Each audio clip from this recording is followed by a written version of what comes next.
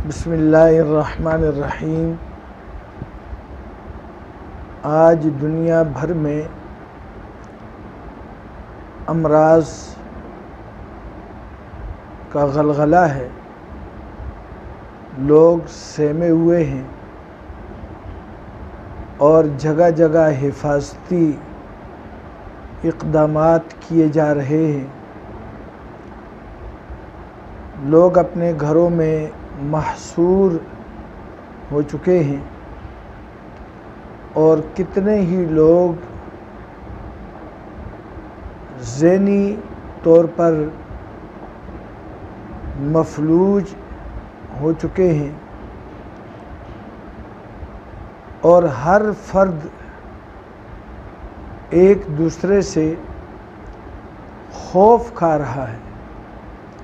ماں بیٹے سے، باپ بیٹی سے، ملازم اپنے افسر سے خوف زدہ ہیں۔ تمام امراض کا علاج حکیم مطلق نے بتا دیا ہے۔ کائنات کے سب سے بڑے حکیم، سب سے بڑے ڈاکٹر، خالق حکیم، خالق حکماء نے ان تمام بیماریوں سے، وائرس سے بچنے کا علاج بھی بتایا ہے، تدابیر بھی بتائی ہیں، روحانی بھی بتائی ہیں، جسمانی بھی بتائی ہیں۔ حکیم مطلق اللہ جل جلالہ عم نوالہ نے ایمان والوں کو خصوصاً یہ فرمایا ہے کہ علم ان سیکون منکم مرضی وآخرون یضربون فی الارض یبتغون من فضل اللہ وآخرون یقاتلون فی سبیل اللہ فاقرؤوا ما تیسر منہ۔ عام حالات کے اندر نمازی اطمینان سے نماز بھی پڑھتا ہے، ذاکر ذکر بھی کرتا ہے اور قاری تلاوت بھی کرتا ہے، اپنے معمولات ایمان والے ادا کرتے رہتے ہیں، لیکن 3 مواقع ایسے ہوتے ہیں جہاں ان معمولات میں کمی آ جاتی ہے یا ترک ہو جاتے ہیں، اور یہی وہ نازک لمحات ہوتے ہیں جس میں انسان دوسری مشغولیت میں مشغول ہو جاتا ہے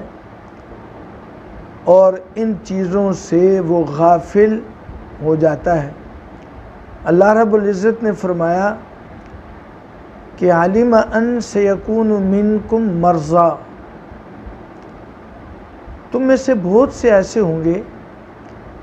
جو بیمار ہوں گے اور بہت سے ایسے ہوں گے جو سفر پہ نکلیں گے اور رزق کی تلاش میں شہر و شہر، ملک و ملک، دائیں سے بائیں وہ چلتے پھرتے ہوں گے، اور بہت سے ایسے ہوں گے کہ جو اللہ کے راستے میں جہاد کے لیے نکلیں گے۔ فرمایا کہ یہ 3 وہ مصروفیتیں ہیں کہ جن میں ذاکر ذکر سے غافل ہو جاتا ہے، قاری تلاوت سے غافل ہو جاتا ہے، اور ان کے علاوہ نماز سے اور دیگر چیزوں میں بھی وہ پورے طریقے سے پابندی نہیں کر پاتا۔ اللہ رب العزت فرماتے ہیں فاقرؤوا ما تیسر منہ۔ ان تینوں اوقات میں مصروفیتوں میں، چاہے آپ مریض ہوں، چاہے آپ اپنی رزق روٹی کے لیے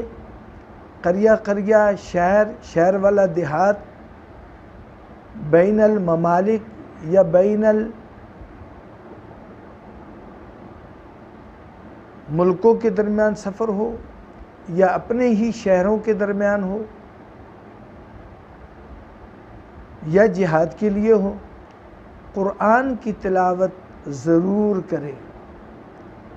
آخر یہ اللہ رب العزت نے کیوں فرمایا؟ آج یہ سمجھنے کی بات ہے۔ اس لیے فرمایا کہ اللہ رب العزت ارشاد فرماتے ہیں وَنُنَزِّلُ مِنَ الْقُرْآنِ مَا هُوَ شِفَاءٌ،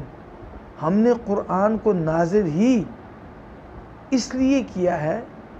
کہ اس میں اللہ رب العزت نے شفا رکھی ہے۔ تو سب سے پہلا کام جو کرنا ہے وہ قرآن کریم کی تلاوت کی پابندی، بغیر کسی تحدید کے، چاہے وہ ایک صفحہ ہی کیوں نہ ہو، ایک سورت ہی کیوں نہ ہو، قرآن کریم کی تلاوت کا ناغہ نہ ہو، کیونکہ قرآن کریم میں اللہ نے شفا رکھی ہے۔ اور دوسرے نمبر پر قرآن کریم میں آیات شفا ہیں جن کی تعداد 6 ہے، اور وہ آیات مبارکہ اگر ان کو یاد کر لیا جائے اور ہر بیماری، چاہے وہ کوئی سی بھی بیماری ہو، کیسا ہی وائرس کیوں نہ ہو، خطرناک سے خطرناک کیوں نہ ہو، ان آیات مبارکہ کی تلاوت کر کے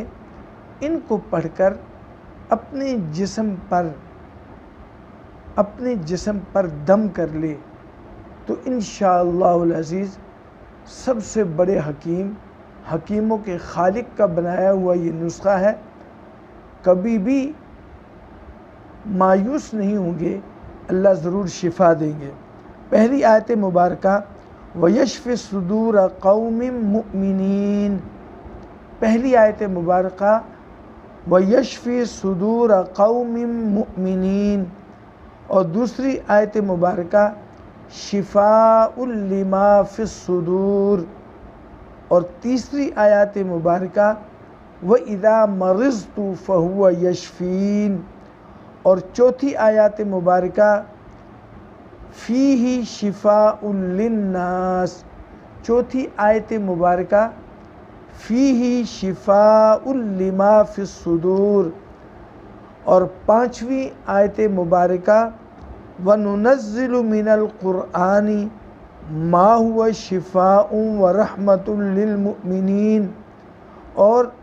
چھٹی آیت مبارکہ قُلْ هُوَ لِلَّذِينَ آمَنُوا هُدًى وَشِفَاءٌ۔ یہ 6 آیات مبارکہ ہیں۔ ان 6 آیات مبارکہ کا ورد کر کے صبح و شام اپنے جسم پر ہی دم کر لیے جائے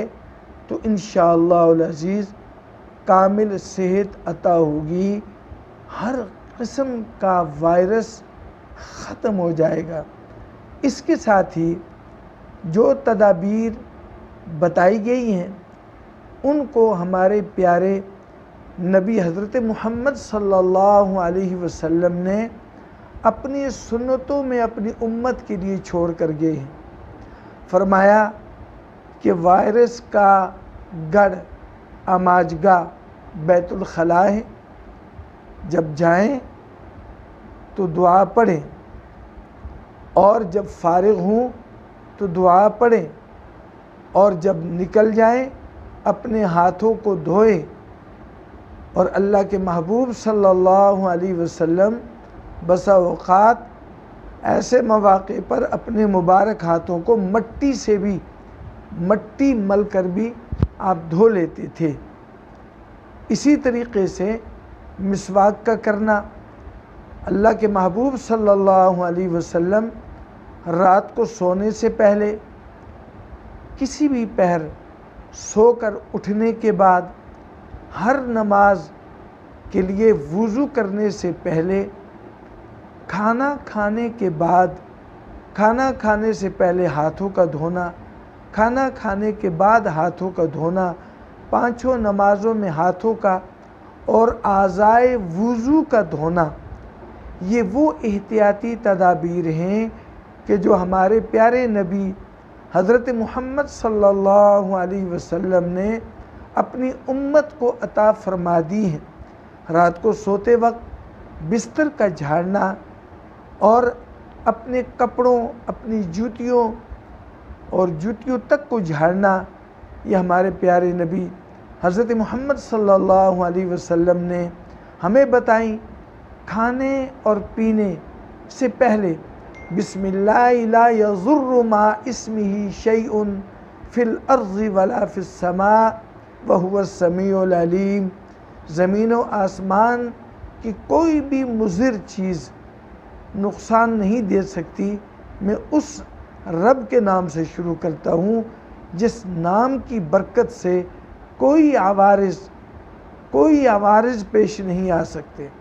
اگر ان احتیاطی تدابیر کو اپنا لیا جائے، مسواک کا استعمال، ہاتھوں کا دھونا، اٹھتے بیٹھتے گائے بگائے مسواک کا کرنا، تو انشاءاللہ العزیز